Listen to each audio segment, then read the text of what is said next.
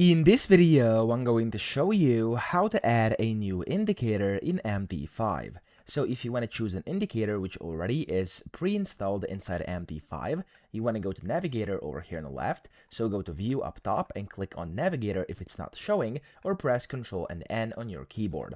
Then when you can see this, click on the arrow next to Indicators, and then here you can see a bunch of different ones. So for example, if I go to Trend, I can go and use any of these. For example, Bollinger Bands. I can double click and then of course customize it, click OK, and there we go. I now have this indicator. Now let me actually remove this one really quickly just so I can show you how to add a new one which isn't in here, so like a custom indicator. So it's actually super simple. First you have to get the indicator, so you can either like get it from like anywhere else, or you could go and create it yourself. You could go and create it with something like ChatGPT or any other AI tool, and of course you will have the file. So in my case I do have like a demo indicator file, so I'm gonna go to File, top left, and you want to click on Open Data folder.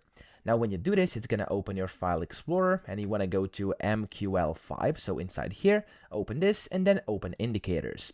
Now in here, you want to paste your new indicator. So again, I have this one over here, which is a demo indicator.mq5. I'm now going to close this. And you want to close down, of course, your MT5 as well, and then just reopen it. So you basically have to restart it. And whenever it's restarted, you'll see that the indicator is now in here. There we go. At the bottom under indicators, there's the demo indicator I just added. So I can just double click it, click on OK, and there we go. We have the indicator in here. So that's how easy it is to add a new indicator. I hope this video helped you out. If it did, please subscribe to the channel and help me out as well.